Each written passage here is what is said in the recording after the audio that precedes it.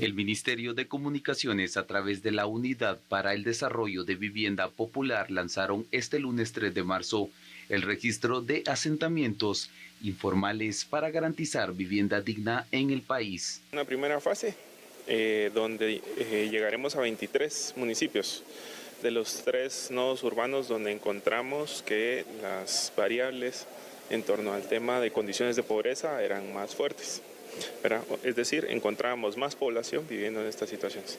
Entonces, atenderemos primero al nodo del área metropolitana de Guatemala, luego al área del suroccidente del país y luego al nodo del norte del país, ¿verdad? Es decir, alrededor del área metropolitana de Cobán, por ejemplo, Cobán, Chamelco, Cachá, alrededor de esos municipios del norte. Tenemos es de un censo de asentamientos que se realizó en el año 2016 por parte de una fundación, donde el resultado fue 314 solamente en el área metropolitana, sin haber llegado a abarcar todo.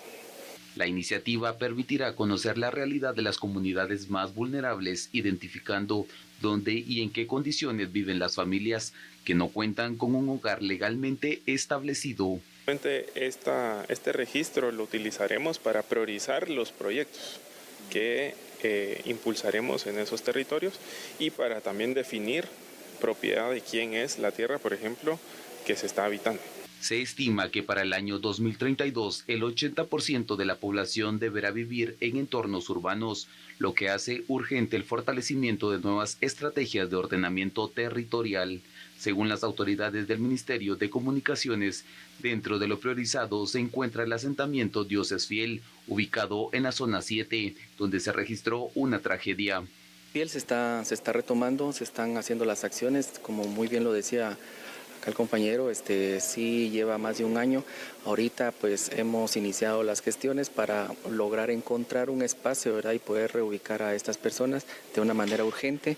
Ya se están haciendo los acercamientos para lograr la tenencia de la tierra pues a favor del Estado de Guatemala y con ello pues iniciar las gestiones. Posiblemente lo más práctico sería a través del programa de subsidio a la vivienda liderado por el FOPAVI, ¿verdad?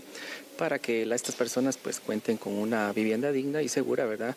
Y poderlos pues de cierta manera reubicar a un lugar más seguro.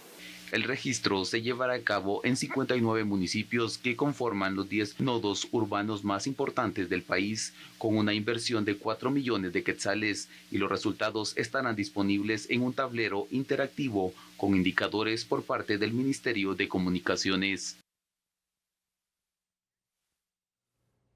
Muy bien, vamos a dar inicio con este tema que sin duda es relevante. Hablar de asentamientos, sabemos la cantidad de asentamientos que se han ido pues creando y que obviamente es una de las realidades que tiene nuestro país ante la falta de oportunidades, el tema del desorden urbano que existe también.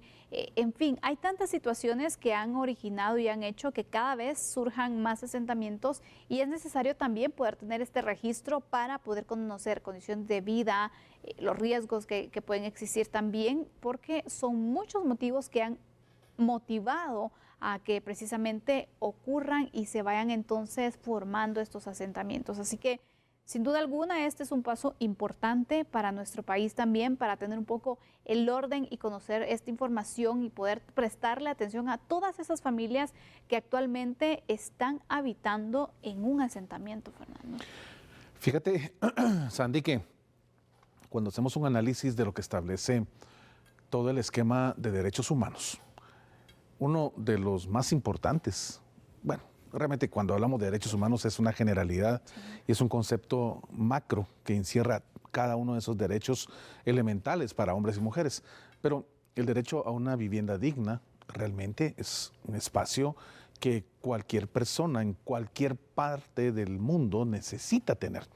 Con eso tú consolidas ese techo, esa protección para tu núcleo familiar. Así es. A ver, pensemos, poderle dar un esquema de seguridad y certeza a esos chiquitines que conforman tu núcleo familiar, que son tus hijos, pueden ser tus nietos o sobrinos, quien sea ese niño, esa niña que habita ese espacio que protege a tu núcleo más importante.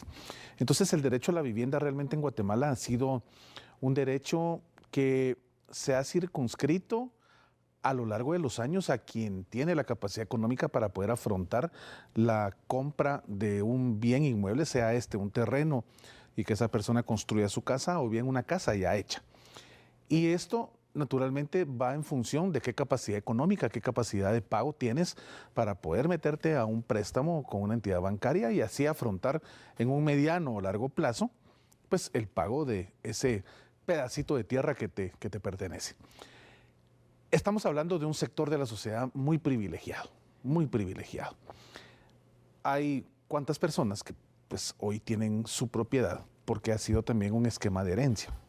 Y entonces tú te beneficias de lo que anteriormente tus antecesores, tus ancestros, hicieron en materia de invertir, ¿verdad?, en bienes inmuebles.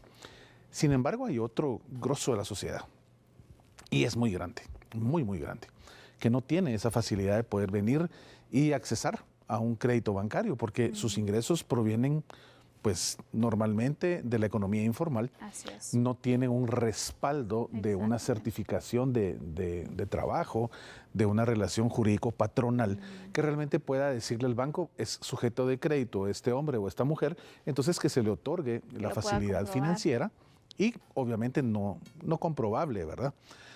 Ok, haciendo todo este parámetro de antecedentes, llegamos al punto en donde precisamente este estudio de asentamientos viene a conformar una muy interesante forma de agrupar toda la información que en la sociedad guatemalteca se tiene y se cuenta, pero que no se registra. Y es cuánta gente realmente está viviendo en esos espacios en donde en la mayoría de veces y en la mayoría de casos han existido tragedias, han surgido espacios en donde la violencia, sobre todo por el tema de pandillas, es pues de todos los días, cada 24 horas. Cuando hablamos ahora del inicio del invierno, que ya falta muy poco para ello, sabemos que hay muchos asentamientos que están ubicados en las partes más bajas de laderas, de barrancos. Y entonces, ¿qué sucede con aquellas lluvias fuertísimas del invierno? Hemos tenido los casos, ¿verdad?, en donde la gente literalmente pues, ha perdido todo, incluso la vida de familiares muy cercanos, porque la inundación llega a tal crecimiento que naturalmente la vivienda, que normalmente es hecha de materiales muy sencillos, no soporta ese tipo de circunstancias, de fenómenos naturales. Entonces, todo esto conlleva a ¿qué sucede con estas personas? Al final son guatemaltecos y son guatemaltecas que como usted, como nosotros, están luchando todos los días por sobrevivir en este país. Realmente es difícil decir que tu lucha diaria no es solo para la sobrevivencia tuya y de tu núcleo familiar. Es muy poca la gente que puede tener la ventaja, la bendición de poder decir, pues me siento con esa forma bendita de tener más de lo que incluso necesito. Y el tema de vivienda es realmente uno de los esquemas más complejos en el país, Sandy, porque pues, no hay realmente oportunidades para quien no puede probar que tiene ingresos de manera formal. Entonces creo que el trabajo que UDEVIPO, que es una dependencia del Ministerio de Comunicaciones, Infraestructura y Vivienda, significa unidad de vivienda popular, haga este estudio, este análisis, que en algún momento ya habíamos dicho tú y yo, ya basta de tantos análisis y estudios, pero creo que este está bastante bien. Se tiene que actualizar. Puede permitirle al gobierno realmente enfocar esfuerzos financieros para poder generar un cambio de vida para estas personas. Obviamente, ojalá que así sea, porque la historia no nos deja mentir en el país. Se han dado cuantos estudios de diversa naturaleza, pero lamentablemente los espacios que se les dan a estas personas, como esas inversiones del Estado para vivienda popular, pues paran siendo en lugares en donde han existido diversidad de catástrofes. Así que ojalá que esto sea positivo y que pueda sentar un resultado de un estudio que permita tener todo ese espacio de información que jurídicamente se necesita para tener la base sólida de cómo generar programas y proyectos de apoyo a estos guatemaltecos. Y es que en serio, esto te genera un impacto social, económico, incluso te diría un impacto ambiental, ¿no? Y es cierto, hemos hablado mucho sobre lo sobreestudiado que está el país, pero en estos temas sí considero que es oportuno poder tener toda esta información actualizada y que de esta manera también ya se vaya creando una política nacional de vivienda, una política en la que puedan apoyar a todas estas familias que están en esta situación, que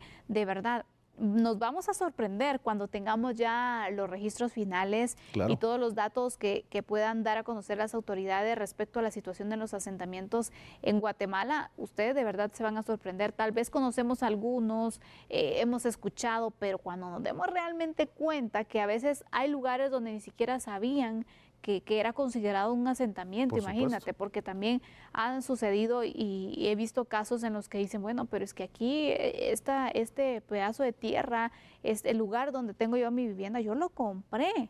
Porque incluso se da esta situación de esta negociación que, bueno, por eso es oportuno y es urgente que el Estado pueda intervenir, que el Estado pueda realmente crear ese apoyo para todas esas familias que se ven en estas condiciones y que tienen muchas necesidades. Hablo mucho del impacto ambiental porque sabemos el riesgo en el que se encuentran algunos de estos asentamientos, muchas familias que viven en estos asentamientos donde hay lugares que son considerados no aptos para vivir, por ejemplo, y en muchas ocasiones lo saben, pero ¿y qué hacen? ¿A dónde se van a ir? Porque tampoco tienen el acceso a poder cambiarse a otro lugar, sino que con mucho sacrificio ellos han venido y construido ese hogar y en otros casos pues no lo conocen, ¿no? Entonces realmente hay mucho riesgo que con toda esta información que se vaya levantando y esperemos que eso se traduzca en un proyecto grande también para todas estas familias por parte del gobierno, porque no es solamente levantar información, sino es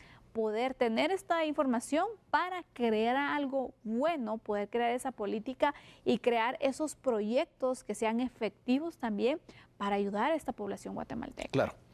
Y entra un espacio muy importante que es el trabajo interinstitucional entre el sector municipal y entre el sector del Ejecutivo. ¿Por qué? Porque obviamente cuando hablamos de un esquema de construcción, de un esquema de dónde están estas familias viviendo al filo del peligro, necesariamente tenemos que circunscribirnos al conocimiento de lo que significa POT, Plan de Ordenamiento Territorial. Y esto es de exclusivo uso y creación de parte de las municipalidades. Entonces, ¿qué sucede?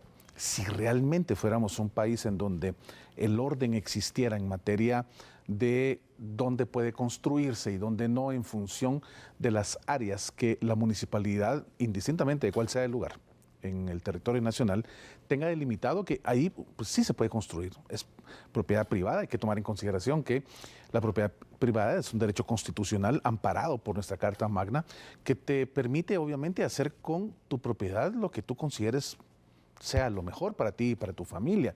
Pero naturalmente tienes que tener en cuenta que a veces puedes adquirir o tener una propiedad en donde pueda estar declarado como una reserva que no puede tener una injerencia de construcción que vaya a afectar las condiciones naturales y del lugar por temas de historia, temas de ubicación, etc. El Plan Ordenamiento Territorial viene a satisfacer todo ese esquema de cómo realmente una persona en donde se encuentre. En total en Guatemala son 340 municipios y deberían existir 340 POT. Pero la realidad es que no es esa. Hay municipalidades aún que todavía no tienen este estudio importantísimo de cómo arquitectónicamente debe estar distribuida una ciudad para generarle los beneficios municipales a las personas que obviamente tienen pues delimitado su espacio territorial, su propiedad, con ello puedan tener obviamente la salida de sus aguas servidas, el ingreso del alumbrado público, ¿verdad? Que es un tema que se maneja básicos entre las empresas generadoras, ¿verdad? Y por supuesto las municipalidades que son las encargadas en cada uno de sus territorios de velar por la instalación de ese alumbrado público. Entonces, tiene que existir realmente un respeto de parte del guatemalteco y la guatemalteca en general de lo que estipula ese POT. Pero La realidad en Guatemala es que no es así. Los planes realmente de cómo la propiedad privada hoy por hoy, que es uno de los elementos básicos y esenciales de la sociedad guatemalteca, este esquema es algo que aquí en el país, creo yo, de verdad, por la misma experiencia, no va a cambiar por lo menos en los próximos 100 años. Ese espacio y cultura de respeto a la propiedad privada, que es una característica elemental de la sociedad guatemalteca. Y acá no hay función gubernamental, no hay función legislativa, no hay función de ninguna naturaleza que pueda venir a romper ese esquema de propiedad privada. Y entonces es necesaria que cuando ya estamos en cascos urbanos, se delimite esa propiedad privada al respeto y cumplimiento de la norma jurídica que está establecida en ese código municipal. Un código específico para que todo el ámbito de la distribución de esa propiedad privada conlleve el respeto de lo que establece la norma en función de lo que puedes hacer y no puedes hacer con pues, ese espacio que tienes la bendición de tener como tuyo. Pero realmente, ¿cuántas personas necesitan que el Estado realmente les tienda la mano, les brinde esas oportunidades de desarrollo a través de otorgarles un título de propiedad privada en escritura pública que les pueda decir, usted, señor, señora, se ha hecho acreedor por parte de ese apoyo estatal a este pedacito de tierra. Haga su casita, empiece poquito a poco, pero esto ya es suyo. Y hoy realmente no tener esa estadística, ese dato demográfico que te permita ubicar dónde están esos guatemaltecos, en qué tipo de condiciones están viviendo, qué tipo de espacios son realmente los que influyen cuando hay cambios drásticos en pues, el estado de la naturaleza que puedan realmente afectar esa propiedad. Así que me parece una excelente manera de poder generar este apoyo social a las personas que tanto lo necesitan. Y yo, dentro de las conclusiones que doy de este tema, es sin duda alguna la planificación urbana es algo fundamental para que de esta manera evitemos una expansión desordenada de los asentamientos y que sea un poco más estructurado el tema. Hay necesidad de vivienda, hay muchas necesidades, obviamente también entonces de los servicios básicos, entonces todo esto es necesario para poder tener ese espacio digno donde todos los guatemaltecos puedan llegar, estar con su familia y tener, ¿no? Este que es uno de los derechos, como tú lo has indicado, fundamentales también, Fernando. Así que bueno, de verdad que se ha iniciado porque ya estábamos bastante atrasados y esto cada vez se va expandiendo más, ¿no? Totalmente, y eso, ¿verdad? Estábamos atrasados como en muchos ámbitos sociales en el país, así que qué bueno que ya se presentó esta manera de impulsar ese registro de las personas que realmente están en condiciones que pueden mejorarse. Así que de esta manera concluimos el tema. Vamos a hacer una pausa, pero cuando regresemos le damos seguimiento al aumento salarial de los diputados. ¿Qué ha pasado en las últimas noticias con este tema? Al regresar se lo explicamos.